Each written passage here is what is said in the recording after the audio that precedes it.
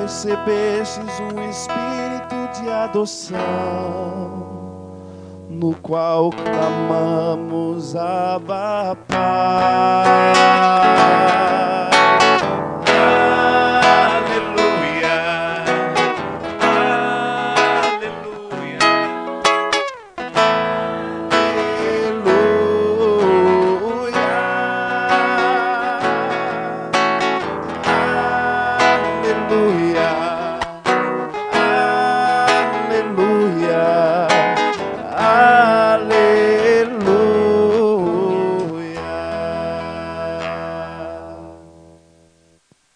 O Senhor esteja convosco. Proclamação do Evangelho de Jesus Cristo segundo São Mateus. Glória a vós, Senhor.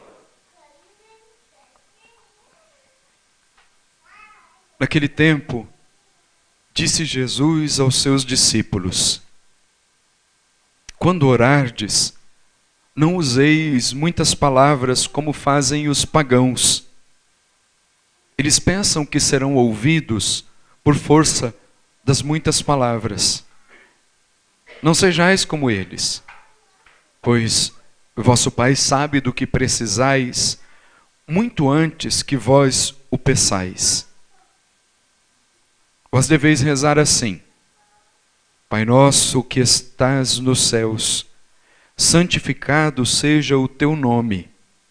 Venha o teu reino. Seja feita a tua vontade, assim na terra como nos céus. O pão nosso de cada dia dá-nos hoje. Perdoa as nossas ofensas, assim como nós perdoamos a quem nos tem ofendido. E não nos deixes cair em tentação, mas livra-nos do mal. De fato, se vós perdoardes aos homens as faltas que eles cometeram, vosso Pai que está nos céus também vos perdoará. Mas, se vós não perdoardes aos homens, vosso Pai também não perdoará as faltas que vós cometestes. Palavra da salvação.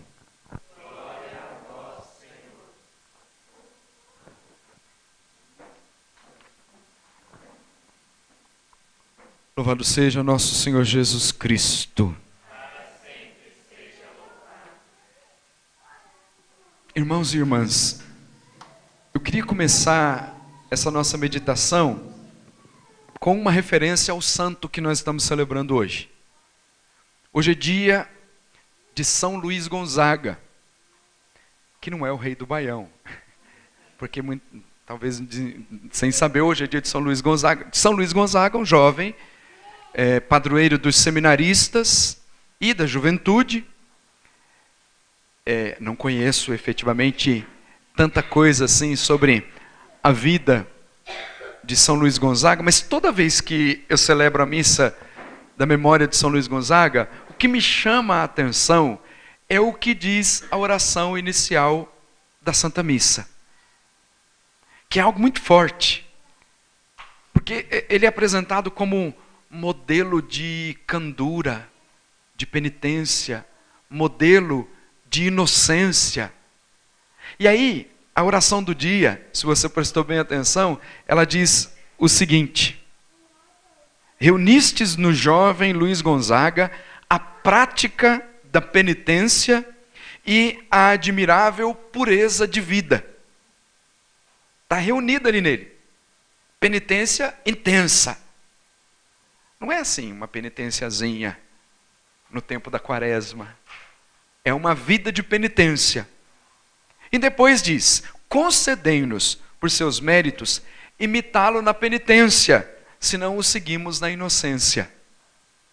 Por quê que é interessante essa referência, porque desde o dia que o homem e a mulher cometeram o pecado desobedecendo a Deus, a primeira coisa que o diabo conseguiu colocar nos olhos do homem, da mulher, no coração do homem foi a malícia, tirou a inocência. A santidade de vida presente no primeiro homem e na primeira mulher está caracterizado pela inocência. Não há malícia alguma, relacionamento perfeito com Deus. Depois que entrou o pecado na história da humanidade, a primeira coisa que o homem e a mulher fizeram foi arrumar uma folhinha de figueira para cobrir a vergonha, porque viram que estavam nus. O Padre Léo dizia, se de fato tivessem vergonha na cara, não tinham colocado uma folha de figueira, tinham colocado uma folha de bananeira. Porque a folha de figueira cobre o quê? Se de fato queriam cobrir a vergonha. Mas viram que estavam nus. Olhou para a mulher de uma forma diferente. A mulher olhou para o homem de uma forma diferente. Entrou a malícia no coração do homem. E a partir disso, começou toda a situação difícil do pecado. Claro, a desobediência, o orgulho. Mas primeira coisa que falou, onde estás? Onde estás? Eu me escondi porque eu vi que estava nu. Vi que estava nu. Me escondi, fiquei com vergonha. Porque perdeu a inocência. Então, há uma súplica aqui, olhando para São Luís Gonzaga, quase que como que com a inocência de uma criança. A inocência de uma criança. Se não é possível imitá-lo na inocência, então, pelo menos na penitência. Buscar a penitência constantemente. Não caiu de moda, não. Fazer penitência. Não caiu de moda. Penitência, jejum, abstinência. Retomar isso como um elemento fundamental para o crescimento da vida espiritual. E aí, depois desse detalhe tão grande, detalhe geralmente é coisa pequena, mas um detalhe tão imenso na vida de São Luís Gonzaga, vamos aos textos. O livro do Eclesiástico, numa das suas partes, faz um elogio aos homens famosos. Aliás, em várias partes da Sagrada Escritura há uma recordação das virtudes que Deus colocou na vida dos homens. É diferente dizer assim, da virtude que o homem tem. É a virtude que Deus colocou na vida do homem, de tal forma que a virtude não é minha. A virtude é poder de Deus agindo na vida do homem. Me parece até que o lema episcopal de Dom Francisco, aqui da nossa diocese de Osasco, estava ligado a isso. Na virtude de Deus, no poder de Deus. A virtude é o poder de Deus agindo em nós. Um homem virtuoso é porque é um homem cheio de Deus, caminha na graça de Deus. Então, efetivamente, a virtude não é dele, como as qualidades ou adjetivos todos que podem se aplicar à vida do homem. É feio, ou é bonito, ou é magro, ou é gordo, já é mais do que são adjetivos aplicados à vida do ser humano. A virtude é o poder de Deus agindo na vida do homem. Então, de onde vem e a quem pertence? Pertencem a Deus. E quando se faz o elogio dos homens famosos, talvez você já tenha escutado até dizer isso, não faz o elogio dos homens famosos porque eles se tornaram famosos pela eloquência, ou porque cantavam bem, porque pregavam bem, porque a gente pode caminhar aí por todas as áreas da arte, não, e nem porque apareceram publicamente, não era por isso que eles receberam o título de homens ilustres do Antigo Testamento. Eles são ilustres por causa do relacionamento com Deus. São reconhecidos por causa do relacionamento com Deus. Elias, Eliseu, e se você buscar cada um dos homens ilustres da Sagrada Escritura, dos homens e mulheres, as mulheres até são chamadas assim, as mulheres exaltadas com louvores nas Escrituras e que servem de modelo para as mulheres. Dia do casamento, a gente reza a bênção nupcial dizendo isso. que a bênção recaia sobre a mulher, e dizendo que ela busque o exemplo das santas mulheres exaltadas com louvores nas Sagradas Escrituras. Quer dizer, recebem uma exaltação, recebem um louvor, um reconhecimento. Da parte de quem? Da parte de Deus. E esse reconhecimento se dá, em primeiro lugar, pela relação de intimidade que se estabelece, que o homem estabelece com Deus. E é o que se diz a respeito do profeta Elias, falando das suas características, surgiu como um fogo, sua palavra queimava como uma tocha, e tudo aquilo que aconteceu na sua vida, as coisas todas que Deus mostrou para ele. Levantaste um homem da morte, dos abismos, pelo poder próprio, não, pela palavra do Senhor. Tu que precipitastes reis na ruína, fizestes cair do leito homens ilustres, tu que ouvistes censuras no Sinai, decretos de vingança no Horebe, ungistes reis para ter vingança, profetas te sucederam, foste arrebatado num turbilhão de fogo, um carro de cavalos também de fogo. Tu, nas ameaças para o tempo futuro, foi designado para acalmar a ira do Senhor. E depois, felizes os que te viram e os que adormeceram na tua amizade. Nós também com certeza viveremos, mas após a morte não será tal o nosso nome. Porque estão olhando para Elias com duas coisas. Primeiro, da relação de amizade perfeita que ele tem com Deus. E segundo, que ele é uma referência. Uma referência. Um homem e uma mulher de Deus é uma referência. E como que se torna um homem e uma mulher de Deus? Com todos os dons carismáticos a serviço da evangelização? Não. Se torna um homem e uma mulher de Deus através da vida de oração. Não existe outra possibilidade de ser um homem e uma mulher de Deus se não tiver uma vida intensa de oração. É a oração que define a nossa vida espiritual. É a oração que define a nossa vida de santidade. A relação de amizade com Deus é que, dali, vai delineando a vida de santidade, delineando o relacionamento com Deus. Sem oração, fracasso total na vida espiritual. Sem oração, fracasso total na vida de santidade. Então é preciso rezar. Então, durante esses dias, a liturgia nos apresentou alguns textos que Jesus fazia questão de falar sobre as 3 práticas espirituais fundamentais para a nossa vida cristã, que nós ouvimos lá no início da Quaresma, e que a Sagrada Escritura, a liturgia, faz questão de retomar algumas outras vezes, para que entendamos aquilo que é mais importante. Então fala da prática da esmola, do jejum e da oração, como práticas espirituais fundamentais para a vida de todo o discípulo, que tem como objetivo estreitar o relacionamento com Deus. Se você volta um pouquinho antes ainda, no finalzinho do capítulo 5 do Evangelho de São Mateus, há uma referência chamando a perfeição.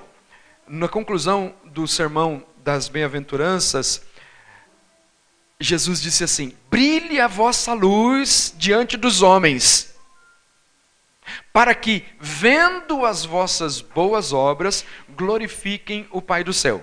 Só que depois ele diz assim, olha, a prática do jejum, da esmola, caridade e da oração deve ser feita em segredo. Olha, como é que no momento ele diz assim, brilhe a vossa luz, pratiquem as boas obras diante dos homens.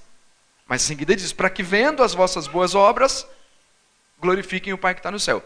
Então, quando falta luz, a pessoa tem uma dificuldade de enxergar.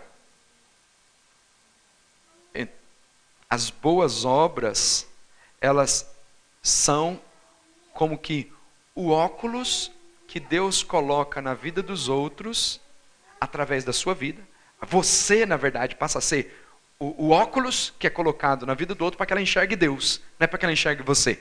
Então, as boas obras, brilhe a vossa luz diante dos homens, para que vendo as vossas boas obras, glorifiquem o Pai que está no céu. Então, a vida intensa de caridade, de boas obras, a luz que brilha em nós, ela serve então como um óculos que é colocado na vida do outro para que ele enxergue a Deus, glorifique a Deus.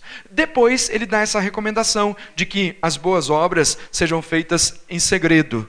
As boas obras, quando orardes, não useis muitas palavras. Aliás, fazia uma referência anterior no evangelho de ontem, dizendo a oração, o jejum e a penitência, fazer oculto. Não se igualar aos pagãos, não se igualar aos hipócritas, fariseus hipócritas, que até queriam se tornar mestres de oração, queriam se tornar mestres na palavra, e de fato eram, mas com o objetivo de chamar a atenção para que as pessoas olhassem para eles e dissessem: são mestres na palavra, conhecem muito bem. Olha lá, rezam muito. Inclusive Jesus diz, olha, rezam nas praças públicas só para serem elogiados pelos homens. Mas ali na vida oculta com Deus, está zero. Embora a oração comunitária seja uma modalidade de oração, é preciso a vida comunitária, sobretudo na Assembleia Eucarística, mas ela não deve se reduzir a isso. Aqui é o fervor, o fogo, a missa dominical, para a gente depois continuar vivendo na oração pessoal, no oculto. Então não dá para medir simplesmente a vida de oração pelo público. Olha o que está oculto. Olha como é que está a vida de oração pessoal. Como é que está lá. Na vida de escondimento em Deus, onde ninguém vê, onde ninguém está ali para medir a intensidade, ou a quantidade, ou a qualidade. Jesus chama atenção para isso. Não faça como os fariseus, que rezam de pé nas praças públicas só para serem elogiados pelos homens. E aí hoje Jesus volta novamente no tema da oração. Quando orardes, não useis muitas palavras como fazem os pagãos. Quer dizer, não está anulando a possibilidade de se fazer uma oração espontânea, como nós fazemos e usamos as palavras todas, mas está dizendo, não façam como os pagãos. Os pagãos só o fazem para aparecer. Quer dizer, é uma quantidade de palavra, que um papagaio também falaria a mesma coisa se já tivesse decorado tudo, porque não tem efeito nenhum.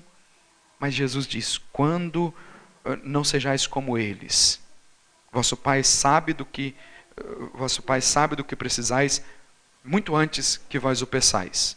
No entanto, a oração é uma atitude de humildade do coração humano, que lança um olhar para o Deus Altíssimo, fonte de todo bem, esperando que dele se volte para nós o seu olhar de bondade e de misericórdia. Quer dizer, a oração, ela é uma relação de dependência com Deus. Eu dependo de Deus, eu preciso de Deus, tal como o ar que eu respiro, tal como o alimento que eu preciso de Deus. Então aqui já não é mais para rezar quando tenho vontade, simplesmente. É uma necessidade. Uma necessidade. Eu preciso. Você precisa do alimento de cada dia. Uma necessidade que se impõe ao nosso corpo. Porque que não pode aí na lei da penitência, ficar comendo o tempo todo, como se fosse uma lima nova. Não. É preciso ter penitência também. Mas a gente tem necessidade de alimento. Sem o alimento, a saúde física vai definhando. Sem oração acontece a mesma coisa. Não existe possibilidade alguma de um progresso na virtude, de um progresso na vida espiritual, de um progresso na santidade, sem ter vida de oração. E principalmente a oração no escondimento. A oração é uma atitude de humildade do coração do homem que depende de Deus e que não pode fazer nada sem Ele. Jesus já disse isso no Evangelho de São João. Sem mim nada podeis fazer. Um passo que nós quisermos dar para qualquer projeto, qualquer coisa na nossa vida, sem contar em primeiro lugar com a assistência de Deus, é certo que vai dar errado. Então é preciso em primeiro lugar submeter ao Senhor na oração. E aí ele ensina a oração do Pai Nosso, dizendo, quando orardes, vós deveis rezar assim. Aqui no texto de São Mateus, é Jesus já ensinando aos discípulos a oração. Mas no outro texto, os discípulos é que sentem a necessidade de aprender a rezar. E na igreja, sempre existiram escolas de oração, escola carmelita, escola franciscana, da tradição de vida espiritual da igreja, para que as pessoas aprendessem a rezar com os monges, aprender a rezar, aprender as modalidades de oração e rezar bem. E aqui, já dando um passo significativo, rezar com qualidade. Rezar com qualidade. Quando você aprende a oração. Os discípulos sentiram isso. Olharam para os discípulos de João Batista e disseram assim: ensina-nos a rezar, assim como João Batista ensinou os seus discípulos. E Jesus ensinou: quando vocês forem rezar, rezem assim: Pai nosso que estás no céu, santificado seja o teu nome, venha o teu reino, e assim por diante. Ora, qual é a decisão, o que está na essência aqui da oração do Pai Nosso? Primeiro, que é uma síntese daquilo que são os mandamentos fundamentais para a vida do cristão, para a vida do discípulo. O mandamento primeiro é amar a Deus sobre todas as coisas, traduzido na nossa linguagem. Que lá no Antigo Testamento está dito: amarás o Senhor teu Deus com todo o teu coração, com toda a tua força, com todo o teu entendimento, com toda a tua alma. Para dizer assim, que não existe outro elemento, outra coisa, não existe nada mais importante do que Deus. É preciso amá-lo acima de todas as coisas. E Jesus diz, rezem assim: Pai nosso, que estais nos céus, santificado seja o teu nome. Primeiro reconhecendo Deus como Pai e depois santificar o nome de Deus. Não há nada mais importante do que o amar a Deus sobre todas as coisas. E ele continua dizendo: santificado seja o teu nome. Santificar o nome de Deus. Pela vida de oração, santificar o nome de Deus pela própria vida, numa vida de inocência. E se não o consegue na inocência, então que busquemos pela penitência. Depois, venha o teu reino e seja feita a tua vontade, assim na terra como nos céus. A essência da nossa vida cristã e do discipulado é fazer a vontade de Deus. Nenhum discípulo tem progresso na sua vida se quiser fazer a sua vontade. E sobretudo no que diz respeito ao discipulado de Jesus. Se a gente for estudar o discipulado em Israel, depois que se formou na escola desse ou daquele outro mestre, ele sai dessa escola e pode até formar uma escola própria. Mas no que diz respeito à vida do discipulado em Jesus, é uma ligação que não se rompe. De tal forma que os discípulos continuam discípulos, mesmo quando enviados para a missão. Que é uma definição mais atual até, mas buscando nos textos aqui do Evangelho, uma definição mais atual da Conferência de Aparecida, que cunhou esse nome, né, discípulos missionários, para dizer que mesmo quando alguém é enviado na missão, ele nunca deixa de aprender. Mesmo quando ele diz assim, olha, já cresci aqui na vida espiritual, cheguei a tal nível, mas ele nunca deixa de aprender, está sempre ali na escola de Jesus, no discipulado de Jesus. E qual que é a essência disso? Fazer a vontade do Mestre sempre, em todos os momentos, e não prescindir disso.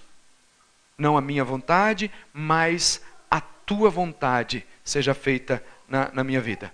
Então, é o esforço cotidiano de todo aquele que quer ser santo como o Senhor é santo. Se submeter à vontade de Deus. O pão nosso de cada dia, dá-nos hoje, é uma referência a pedir o pão necessário para o nosso sustento, mas também uma referência ao pão eucarístico que o Senhor nos dá, que Deus nos dá todos os dias no mistério da Santa Missa, para que nunca nos falte o pão eucarístico, nunca nos falte o alimento do céu. Aí entra junto aqui com o pão nosso de cada dia dá-nos hoje, a segunda parte do Pai Nosso, que é uma condição sem a qual não há possibilidade de receber o perdão de Deus.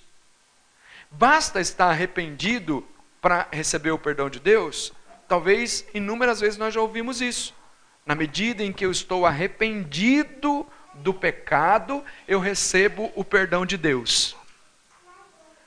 Porém, existem alguns pecados que para receber o perdão, a absolvição sacramental, primeiro precisa fazer a reparação. É como que fica ali no estado de espera. O sacerdote diz, vai primeiro para fazer o que tem que ser feito, depois você volta aqui para receber a absolvição. O perdão, a misericórdia, e aqui algumas pessoas costumam dizer que a parte mais difícil do Pai Nosso é o que vem aqui. Perdoa as nossas ofensas, assim como nós perdoamos a quem nos tem ofendido. Aí você pergunta assim, você ama a Deus sobre todas as coisas? Você santifica o nome de Deus? E aí você começa a perguntar, né? Então vamos conversar. Se a parte mais difícil é perdoar as nossas ofensas, assim como nós perdoamos a quem nos tem ofendido, então vamos lá. Quanto tempo você tem dedicado para a vida de oração? Você tem participado da missa aos domingos? Você tem adorado a Deus? Você tem vivido tal coisa? Não, então vamos entender que a segunda parte, ela se torna a parte mais difícil, porque tem uma falha aqui, é onde tem a iluminação para todo o corpo. Porque o amar a Deus sobre todas as coisas, o santificar o nome de Deus, fazer a vontade de Deus, assim na terra como no céu, é o que ilumina depois todas as nossas ações. Então, se há uma falha aqui, uma falha de conceito, uma falha de aprendizado, de prática, daquilo que foi apresentado em primeiro lugar, obviamente que as outras coisas vão ser ruins. Está faltando aqui um pré-requisito para você viver bem o que vem depois. Então, à medida que se ama a Deus sobre todas as coisas, o que vem em seguida é consequência desse amor a Deus.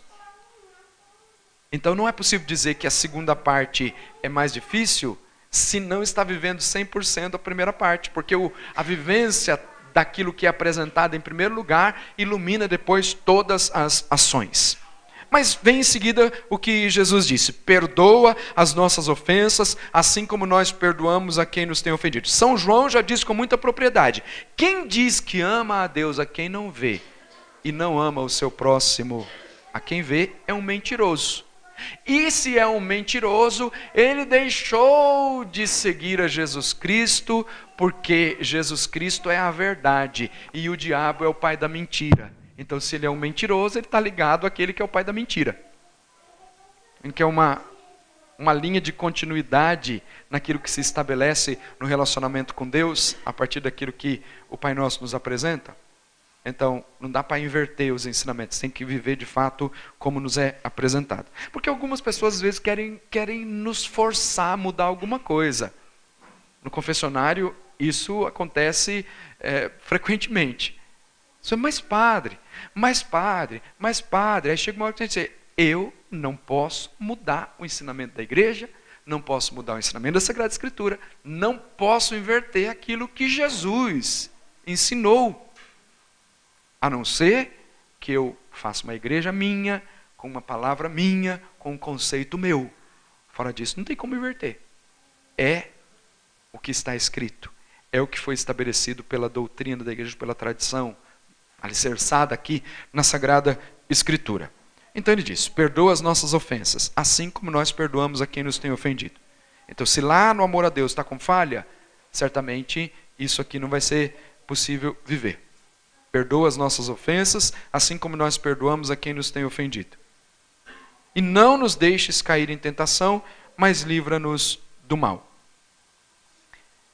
Aí chega na questão da tentação, que todos nós sabemos que nos rodeia todo o tempo, e o problema não está efetivamente na tentação, mas em cair na tentação.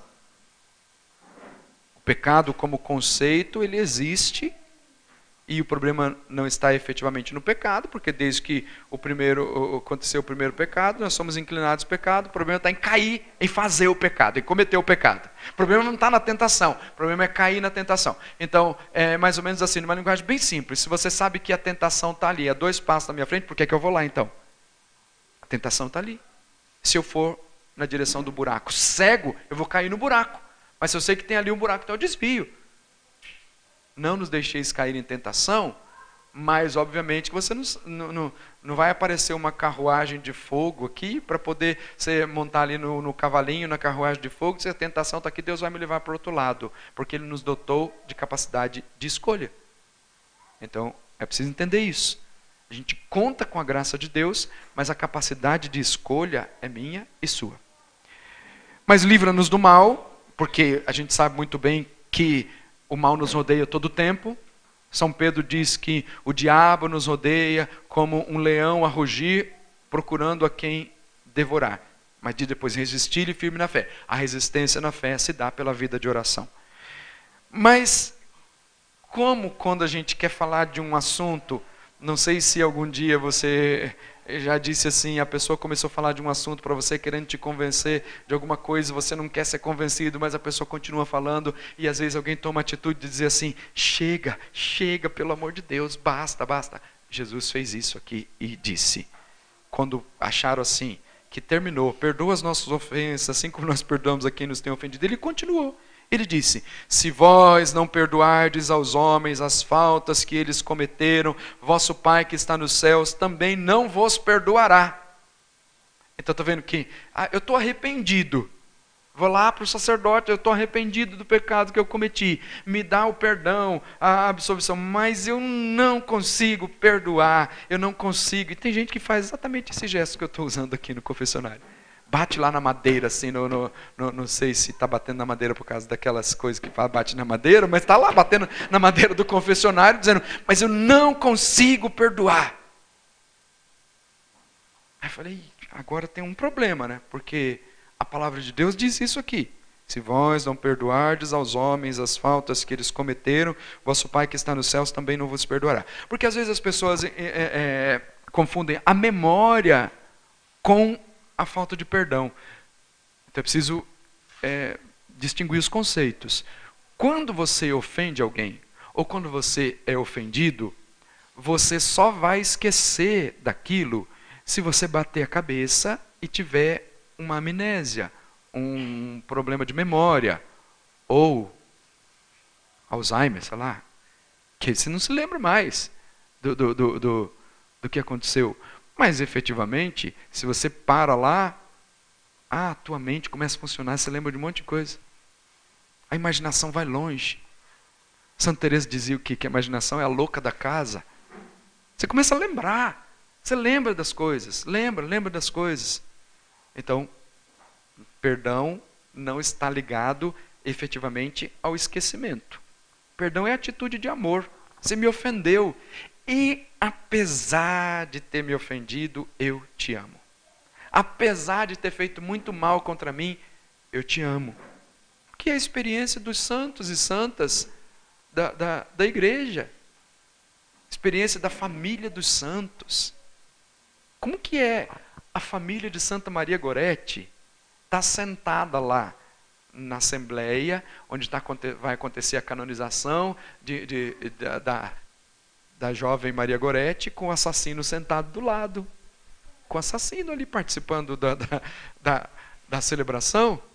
Como que é isso? Eles olham para o lado e, não lembro.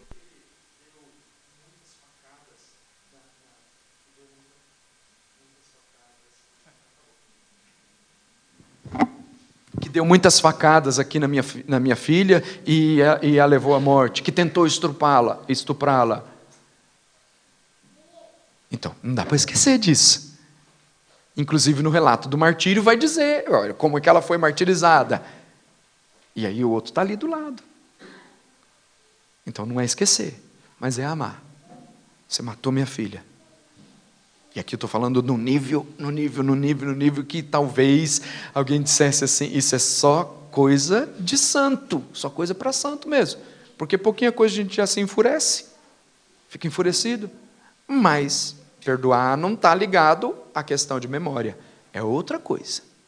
Não está ligado ao esquecimento, está ligado ao amor, que é derivado, em primeiro lugar, do amor a Deus. Jesus disse assim: a lei e os profetas se resumem nisso: amar a Deus sobre todas as coisas e ao próximo como a si mesmo. E aí alguém pode concluir dizendo assim: é muito difícil viver tudo isso. Ué, e quem falou que era fácil? Se alguém falou que era fácil, te contou uma daquelas anedotas das piores, até de péssima qualidade. Te contou uma grande mentira. Porque ser cristão nunca foi fácil. É fácil viver no mundo. Tanto que Jesus apresenta a porta, fala da porta larga e da porta estreita. Porta larga da facilidade. Então nunca foi fácil ser cristão. Nunca foi fácil viver os ensinamentos de Jesus. Daí a razão pela qual alguns pagãos até olhar para os cristãos, alguns de outras religiões olhar para os cristãos e diziam assim: o problema desse cristianismo são os cristãos. Não é o que está escrito lá. O que Jesus disse é perfeito, maravilhoso. O problema são os cristãos, que eles falam que são cristãos. E talvez alguns dissessem até assim: o problema é que eles falam que são cristãos, porque se eles não falassem que eram cristãos, não tinha problema nenhum. Mas eles falam que são cristãos, só que não vivem como cristãos. Não vivem. E aí está o grande problema. Então, mas volta aqui na questão da condição que é apresentada por Jesus. É uma condição. Se vós perdoardes aos homens as faltas que eles cometeram, vosso Pai que está nos céus também vos perdoará. Mas, se vós não perdoardes aos homens, vosso Pai também não perdoará a falta que vós cometestes. Eu não consigo ter uma compreensão sem dizer que é a condição sem a qual não há perdão. Mas eu estou completamente arrependido, mas eu não perdoo aquela pessoa. Estou completamente arrependido, mas não perdoa? Aí eu não sei se eu sou irritante ou se eu sou, sei lá o que eu sou. Eu sei que eu pergunto, eu pergunto diversas vezes para a pessoa: é isso mesmo? Você tem certeza do que você está dizendo? Você tem certeza? E aí eu digo: como é que eu posso te dar absolvição então? Tenta explicar para mim aqui, fala para mim como é que eu posso te dar absolvição. Eu não sei se a pessoa se convence daquilo que eu estou falando e fala assim: eu vou falar logo que perdoo. Eu não sei. Mas o fato é que eu digo: não tem como mudar o ensinamento de Jesus. Está vendo que o relacionamento com Deus, que se estabelece através da oração, é um relacionamento que se dá de mão dupla. Você tem que olhar para Deus e olhar para o próximo. Buscar as coisas do alto, mas não esquecer que precisa amar o próximo, que precisa perdoar. Senão a gente diz assim: eu estou tendo progressos na oração, mas eu não suporto a pessoa. Então conversa lá com Deus, vê se tem uma linha de crédito para você comprar um terreno separado para você, porque não tem como. Não tem como. O céu é plenitude de amor. Plenitude de amor. Então você diz: eu te amo, meu Deus, acima de todas as coisas, mas eu não suporto aquela pessoa. Então, tenta entrar nessa linha de crédito para ver se tem um terreno separado, num outro condomínio que seja daqueles que amam a Deus, mas não amam o próximo, que amam a Deus, mas não perdoam. Se existir isso, avisa, porque eu também tenho uma fila de gente que quer entrar nessa linha de crédito para conseguir isso. Mas não existe. Não existe. Se quer ter um relacionamento perfeito com Deus, é preciso amar a Deus e amar o próximo. A luz que ilumina a vida do homem está aqui. Pai nosso que estais nos céus, santificado seja o vosso nome. Venha a nós o vosso reino, seja feita a vossa vontade, assim na terra como no céu. As outras coisas que vão acontecer daqui para frente, elas dependem da vivência dessa primeira parte.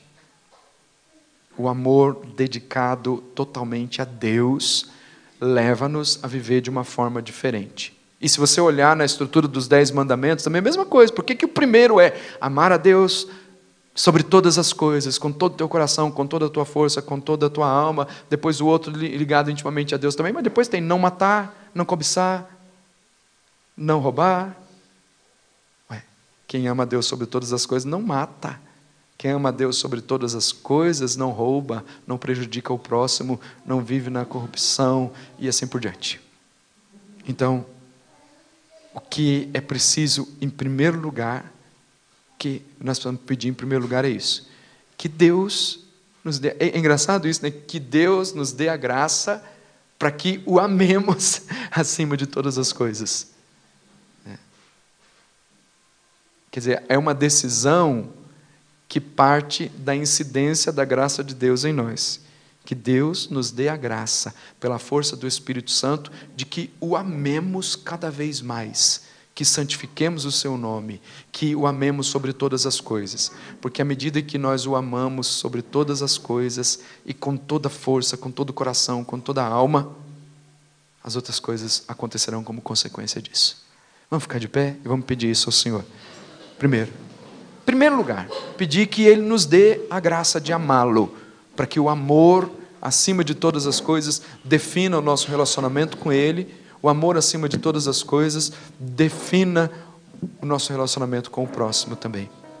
Senhor, nós queremos te pedir, iluminados pela Tua Palavra, que tem esse objetivo, de penetrar profundamente o nosso coração, Senhor.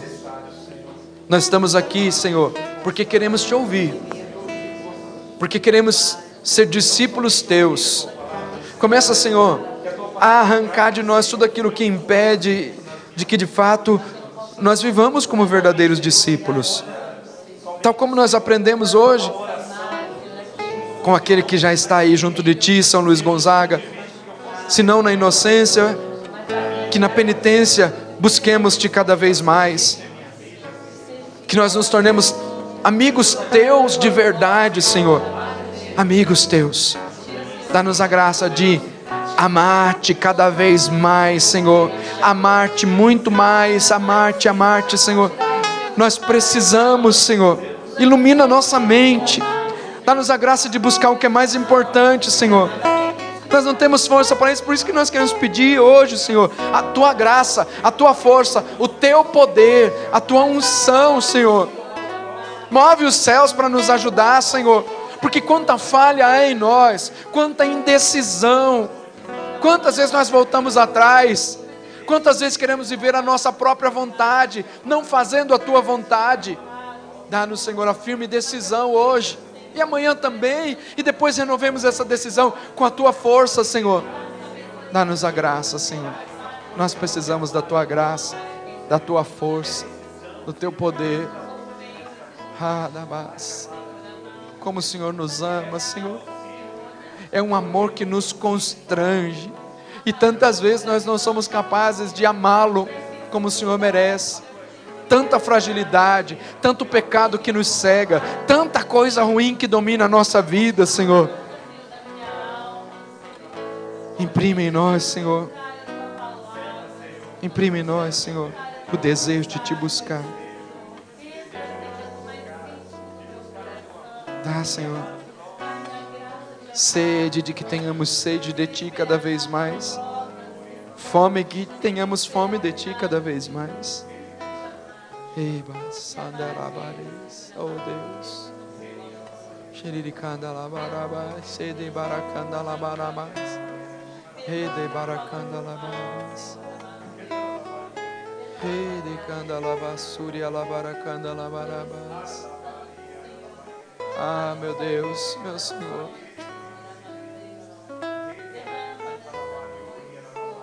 Não tenha medo de apresentar o seu coração a Deus hoje.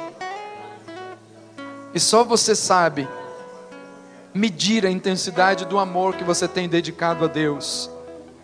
Não tenha medo de mostrar o seu coração ao Senhor hoje. Ele sabe do que você precisa muito antes de que você faça o pedido. Mas mostra agora o teu coração diante dele. Aqui estamos, Senhor. Aqui, Senhor, meu coração, tantas vezes dividido,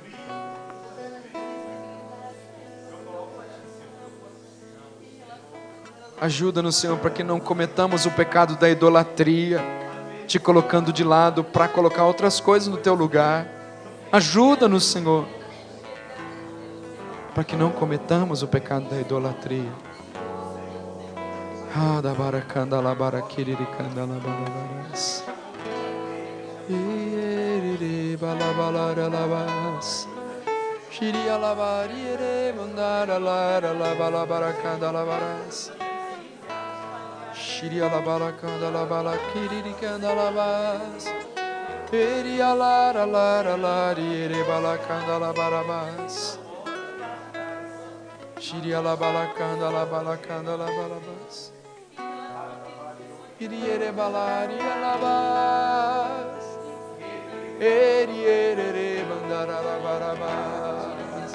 Dá-nos a graça de que sejamos verdadeiros na Tua presença, Senhor. A verdade que liberta.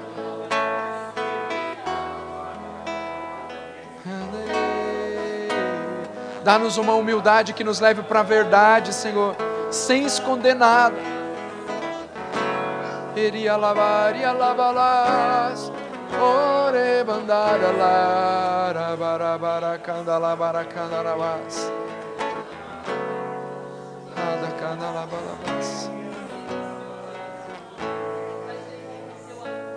Peça hoje também a graça de amar o próximo, como consequência desse amor a Deus, de perdoar. Talvez você diga assim, mas é uma ofensa tão pequena, uma coisa tão pequena.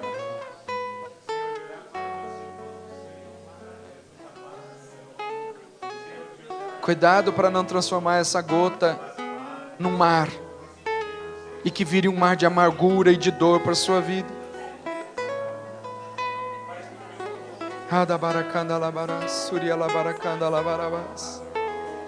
Senhor, dá a graça de amar. Tira toda a indiferença, Senhor, do nosso coração, todo o orgulho, das vezes que nós falamos que não suportamos o outro, que não conseguimos perdoar,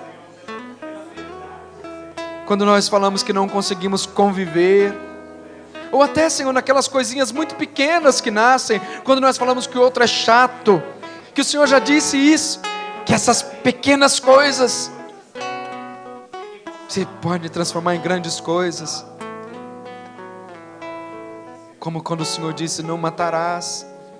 Sim, é o preceito, o mandamento, mas o Senhor também lembrou daquelas pequenas coisas que começam a nascer no nosso coração, e que começam a instigar a morte. Dá-nos, Senhor, essa graça. Dá-nos a graça, Senhor. Pai do céu, pequenino eu sou,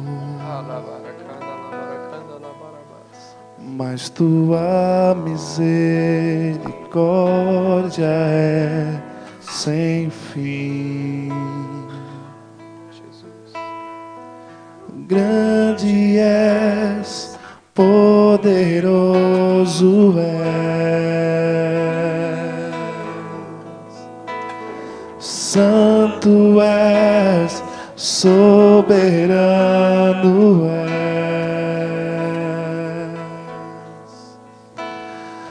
Quero ser, meu Pai, misericordioso como tu és.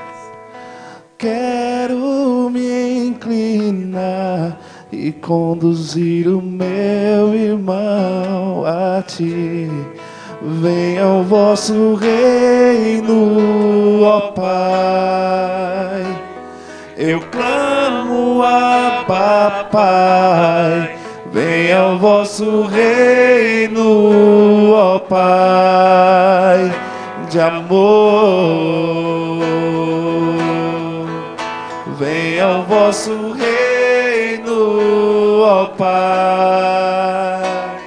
Eu clamo a Pai. Venha o vosso reino, ó Pai de amor. Pai do céu. Pai do pequenino eu sou. Pequenino eu sou, Mas tua misericórdia é sem fim. mas tua misericórdia é sem fim. Grande és, Grande poderoso és. poderoso és, Santo és, santo és, soberano és. soberano és. Quero ser, meu Pai, Quero ser misericordioso meu como tu Pai, és. misericordioso como tu és. Quero me inclinar Quero me inclinar e conduzir o meu irmão a ti. e conduzir o meu Pede agora, venha o vosso irmão reino. a ti. Venha o vosso reino, ó Pai. Eu clamo a Pai. Venha o vosso reino, ó Pai, de amor. Levanta os braços, pede isso. Venha o vosso reino. Venha o vosso reino, ó Pai. Eu clamo a Pai. Venha o vosso reino, ó Pai, de amor.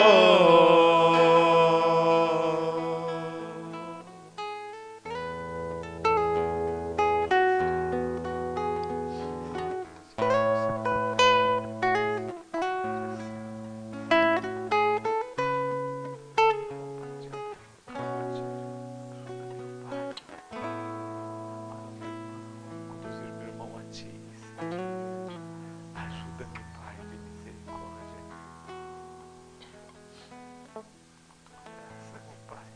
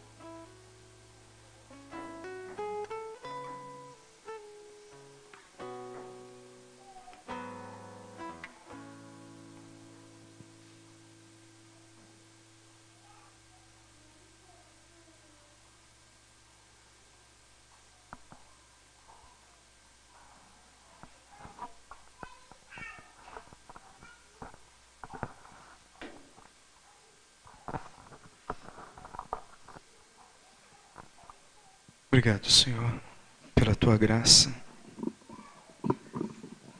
Obrigado, Senhor, por olhar para nós, tão fracos, pequeninos, mas é o Senhor mesmo quem nos dá a força para que a gente continue a te amar.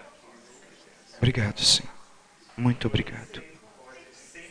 entregamos a nossa vida nas tuas mãos e pedimos que pela ação desta Eucaristia que vamos receber, reforce em nós os laços da amizade contigo, para que criemos uma comunhão perfeita. Muito obrigado, Senhor. Muito obrigado. Glória ao Pai, ao Filho e ao Espírito Santo,